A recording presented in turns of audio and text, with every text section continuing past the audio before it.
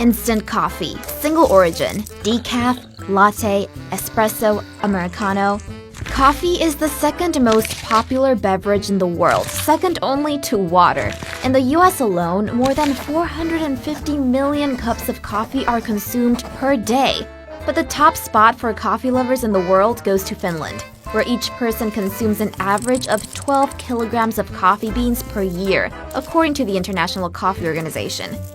In fact, coffee is of such importance in human lives that it's even included in most military rations. But where did our love for this energy-boosting Java juice come from? And how exactly did it spread across the globe?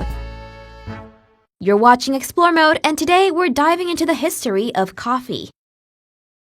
The story of the birth of coffee is unclear and unverified, but it seems to narrow down to two origin stories. One takes place in Ethiopia and the other takes us to Yemen. Let's go to Africa first. Legend says that around 850 AD in the region of Kaffa, Ethiopia, a young goat herd called Kaldi noticed that when his goats ate a small red berry, they became highly active. Intrigued, Kaldi plucked some berries for himself and noticed that he too felt energized after eating them. He wanted to share the effects of these magic berries, so he took a few to a nearby monastery, but the head monk, intimidated by their strange influence, rejected them and threw them into a fire. The result was a hypnotizing aroma that captivated the monk. So after the fire was stoked, they picked up the roasted coffee beans that were left among the embers, ground them, and produced the first ever cup of coffee. Now to the other origin story. Legend says that in ancient Yemen there was a man called Sheikh Omar who was famous for his healing powers. For reasons unknown, Omar was banished from his community to a cave in the desert. Hungry and desperate, Omar ate the red berries from a nearby bush, but was taken aback by their bitter flavor. Keen on making the most out of his meager meal, Omar roasted the beans, ground them up, and boiled them with water, producing an energizing liquid that sustained him for days.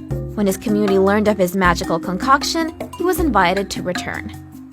Now, both of these accounts make for good stories, but we can't know for sure if that's how the first cup of joe actually came to be. But it seems, according to historical evidence, that the crown for the first cup of coffee goes to both Yemen and Ethiopia. The plant itself is native to Ethiopia, while the first real evidence we have of its roasting and brewing as we consume coffee nowadays comes from Yemen. See, early records show that during the 15th century, coffee was consumed among Muslim communities around Yemen, specifically the Sufis, because it helped them stay up for long religious ceremonies. The coffee they consumed was brought by merchants from Ethiopia. During the 1600s, the beverage quickly began spreading to Europe. The Netherlands was the first country to open coffee plantations in Sri Lanka in the early 1600s. The Dutch East India Company began importing coffee from then Java and Ceylon in 1711. Pretty soon, other European countries followed suit. In the 1700s, the French took it to the Caribbean, at the same time as the Portuguese introduced it in Brazil. In the late 19th century, the Spanish had taken it to Central and South America. It's no wonder that coffees from these regions are nowadays considered to be among the best in the world. But aren't all coffee beans the same? Not quite. Time for an Express Explorer explanation. Start the clock. There are many types of coffee beans, but the ones that are most common are Arabica, Robusta, Liberica, and Excelsa. They all grow in what is known as the coffee bean belt, a region located between the tropics of Capricorn and Cancer that has the ideal climate and temperature for coffee to thrive. According to the International Coffee Organization, 20 billion pounds of coffee are produced in the bean belt per year. The most common type of coffee bean is the Arabica. Historians believe it was the first type of coffee to be cultivated as it comes from the Ethiopian highlands. Nowadays, 60% of the coffee consumed around the world is Arabica. It's mostly grown in Latin America, and it's known for its sweet, fruity, and slightly acidic taste. However, it takes Arabica coffee plants 7 years to fully mature and be ready for harvest, making it pricier than its other bean brothers.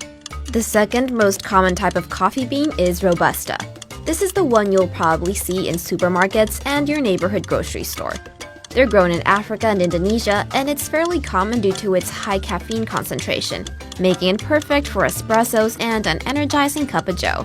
But that also makes coffee from Robusta beans more bitter in taste. Liberica and Excelsa beans are grown in certain parts of Southeast Asia and therefore make up a really small percentage of the coffee consumed in the world. This also makes them pricier than Robusta and Arabica beans. Currently, Brazil is the world's largest coffee exporter, pumping out 45 million bags per year of mainly Arabica beans. Coffee really stuck in Europe. The wine and beer people would customarily have for breakfast were slowly replaced by ginger juice. But although coffee has become the West's favorite energy booster, people forget it was once considered the devil's drink. Because of coffee's Islamic origins, it was shunned by Christians in the West. They were suspicious of its effects and considered it a pagan drink. It wasn't until 700 years after its discovery, when the drink began to pick up in popularity, that the issue was brought up to then-Pope Clement VIII. Catholic devouts were hoping their leader would denounce the drink immediately, but to their surprise, the Pope took a don't-knock-it-until-you-try-it approach and decided to take a sip before completely banning the so-called devil's drink. His verdict? Coffee was here to stay. But to convince his followers that coffee would not make it easier for a demon to possess them, the Pope actually baptized coffee beans in order to officially pronounce them Satan-free. And since it's been a coffee free-for-all in the West. The first coffee houses in the world appeared during the 15th century in the Arabian Peninsula, and they were called kafé-khaneh. Coffee houses were a place where people would gather to play games, listen to music, or even have heated political debates. At the same time, as coffee grew in popularity among Europeans during the 1600s, so did the appearance of coffee houses there. But unlike taverns or bars, which were the place where men would gather to discuss politics and daily conundrums, coffee houses were considered a place for intellectuals. In Britain, coffee houses were called penny universities because for a penny, you could get a cup of coffee and engage in cerebral conversations with businessmen and scholars fraternizing at the shop. But early coffee houses weren't open to everyone.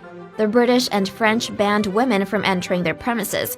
Only the Germans saw no problem with ladies and gentlemen taking part in discussions together. But it wasn't just about intellectual conversations.